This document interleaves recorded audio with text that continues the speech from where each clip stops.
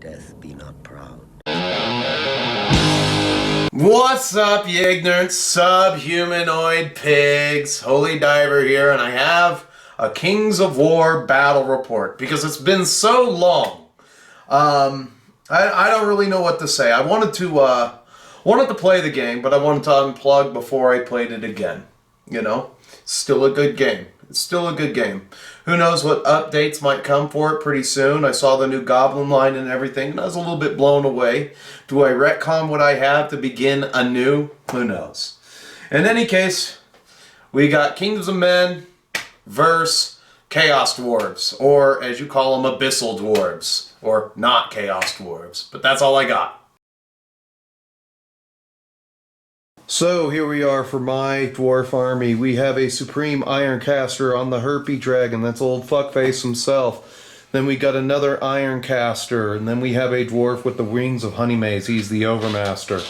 Starting off over here, you can see that I've got a unit of Abyssal Half-Breeds, unit of Slave Orcs, unit of Abyssal Half-Breeds, another unit of Slave Orcs, a troop of Slave Orcs, and then I'm actually supposed to have out one more rock pile, and that is 1985 even on the head there. So we got two units of knights with a general and then a trebuchet behind it. Those are height 4 because they're just that badass, and that's just how we're playing them. They're just 2-scale trebuchets. I'm sorry. Over there we got unit of foot knights, unit of archers, giant, unit of foot knights, and those two red guys there, they're wizards. And then a wizard with 2 units of knights and another trebuchet. Alright, and I am set up just like so. I've got these guys kind of winging my flank. I've got my center right here with my rocks and my 2 Ironcasters. Then I've also got my cavalry wing over here with the wizard. I mean with the Overmaster who can fly. And that is it. So here we are after everyone's turn 1. As you can see, these knights came in hard and they hit me for 7 there. Over here we took some shooting from both of the trebuchets in the far corner. Again, I don't care what you say. I love what he did. I love your work. And then he dumped the giant on me, and I gave him tactical advice. He says, every time I seem to listen to you, I lose, so go yourself, Holy Diver. And then they took 5 from the giant. He did try Bane chanting with his shooting. He missed, but the giant got the Bane chant to whatever. So go ahead, roll there.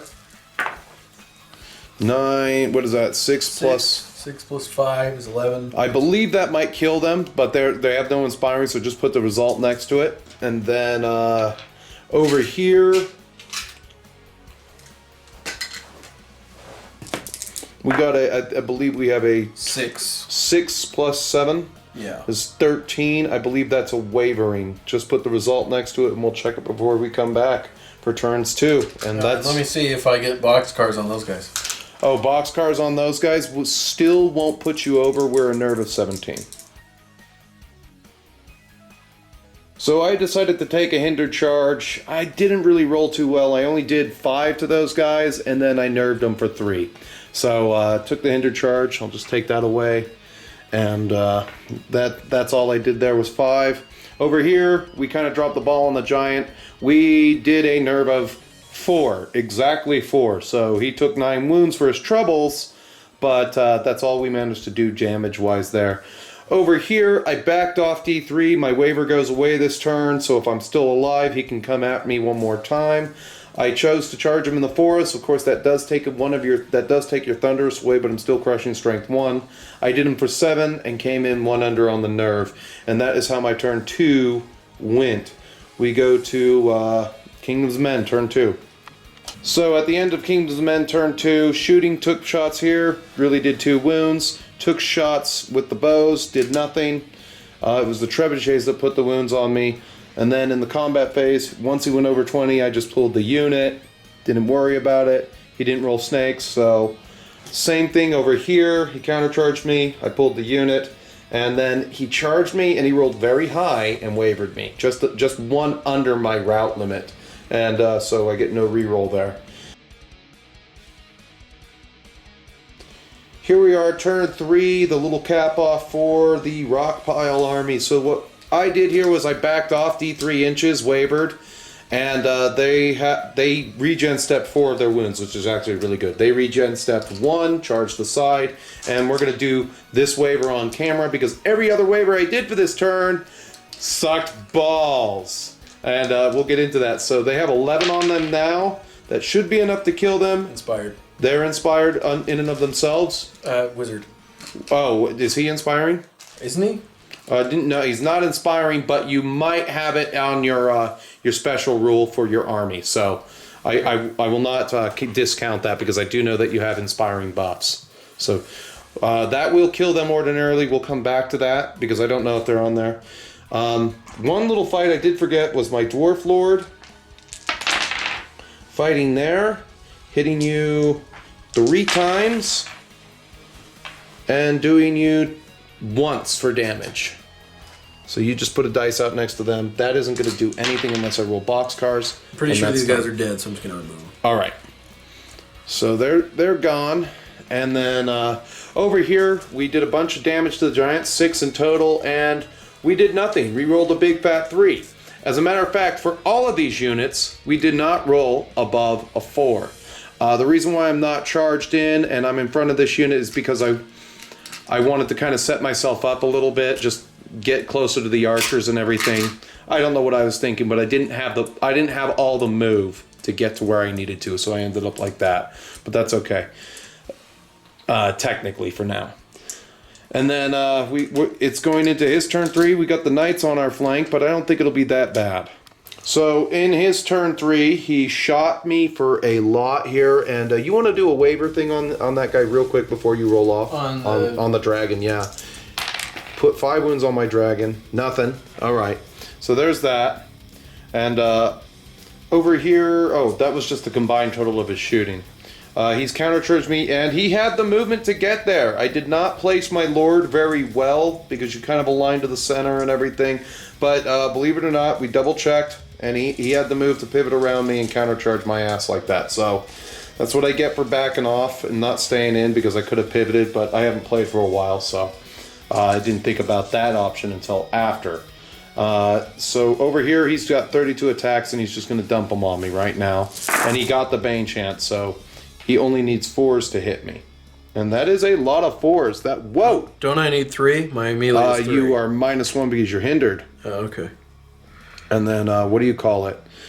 These guys came all the way through as far as they could. These guys did have a side arc on me, and they could see me on the other side of just barely on the other side of that forest from where they were positioned. Okay. And that's a lot of attacks right there that actually missed, but there were a lot of 4s just on camera right there, so. So I need 4s? Mm-hmm. Boom. So we got... wait a minute, you're Bane chanted? Yeah, you'll need 4s, yeah, because we're defense 6. And that's a really, really good roll so far. So we got 4, 5, 10, 11. All right, so at his turn 3, that's the most amount of wounds I've seen on a unit in a long time. And then over there, he's got, yeah, I know there's people at my door, but I'm not going to answer it. He did me for 3 more, and then this is the kicker. He rolled 3 twice in a row. Twice in a row he rolled 3. I could have survived, but they got killed, and then in combat he did me for 3 there.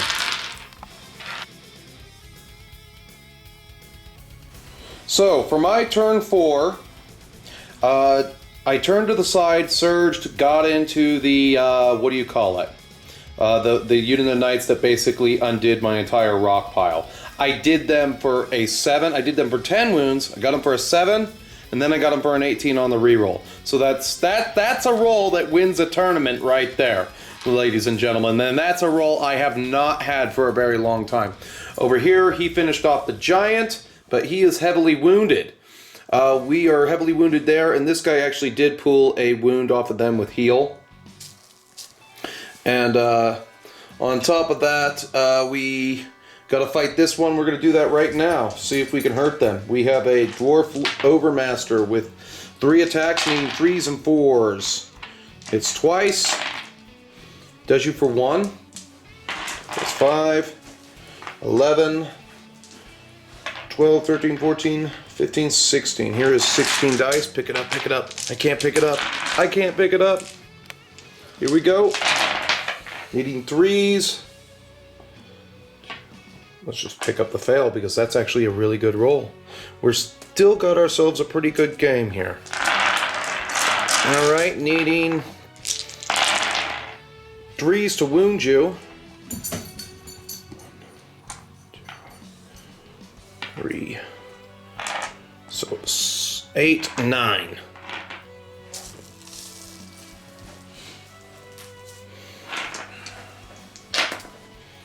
And a 9 will be enough to kill them. Okay. And I gotta do my regen step, which I don't, so that wound right there behind me stays with me. Alright, and that is how my turn 4 goes. So I'm kind of in a dire situation here. These guys came in and they rolled hot. They did 8 in their first bank of attacks on the flank to these guys over there who are just in loser land now. And that just 20 wounds, no snake eyes. And then over here we held out, so I don't know what I'm going to do. I'm going to get rid of the archers to get charged by knights, or am I going to try to fly away? Oh wait, I can't fly away. So that's how his turn 4 went. We're going into Abyssal Dwarfs turn 5. So for my turn 5, we actually did really well there. We actually did 12 with our first round of attacks on the flank, and then we only did 6, but we did do 18 wounds. I actually forgot Vicious during this game, but that's okay. So, sallying forth, we did a waiver there, and goes into Kingdoms of Men turn 5. So, in the turn 5 for the Kingdoms of Men, they killed Mr. Fuckface on a Herpy Dragon, and they killed him hard. They did 10 wounds to him. They came out of that forest, and even though they were hindered and all kinds of other bullshit, they still managed to hit 10 times and do 10 wounds. So go figure. And then he rolled an 8. I told him to re-roll it, and then he rolled an 11, so it was pretty hilarious. So it goes into my turn 6. So I fared a little bit better. I did 3 wounds with the Overmaster on the combat there.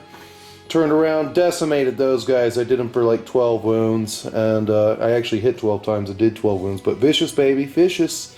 So it's going into his turn 6. So after combats, he destroyed the Abyssal Lesser Obsidian Golems, and then he got boxcars on the Overmaster on his reroll, and that just killed him after 6 wounds. So I'm looking at the Knights, and they're looking at a fresh charge from these guys on my 6. So for my turn 6, it got pretty straightforward here. We just attacked and killed the Knights. He's going to take his turn 6, and he's got a trebuchet me off the table. I've got 1 wound and no inspiring presences. So at the end of the game, this is how the world ends.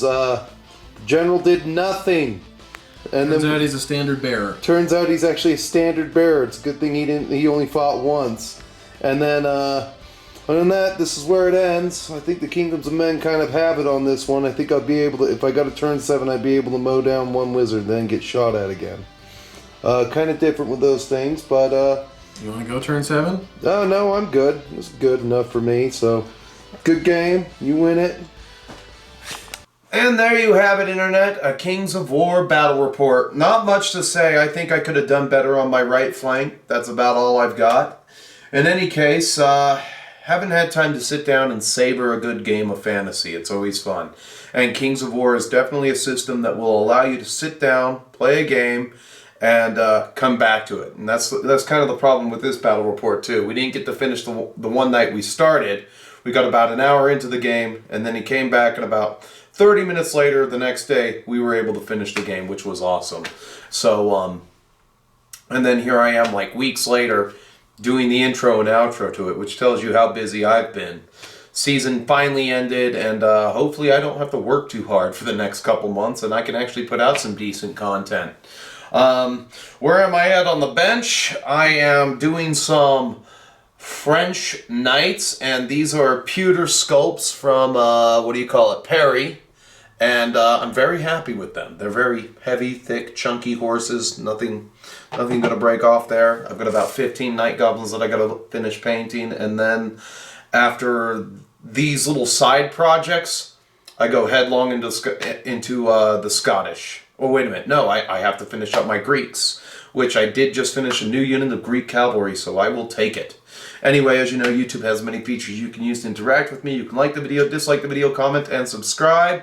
Until I see you again, keep fighting, keep painting, and stay metal, my friends. And maybe we'll see you one more time before next year. More of an expert at exposing the moon. Get out of here, let's go! See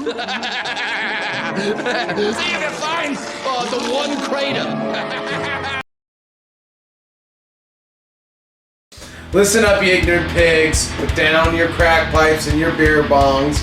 I want to tell you all about Rat King miniatures. Now, I have these in various forms and stages, and these are 3D printed towers. They're just small wizarding towers, and you've got this one's just being painted, and then this one is fully done. You can order these at will, and the maker will paint these for you over at Rat King Miniatures. To give you an idea of the scale on these, they are the exact same size as the Wizarding Tower, except for it's not on a giant mountain. So, if you want to pick one up, my buddy will be more than happy to paint one up like this for you. The quality on these is really good, like really good, and a lot of people don't know this, but you can stick your weed in there with a little bit of tape. More designs coming soon, but these are the first to come out of the foundry. So get yours today.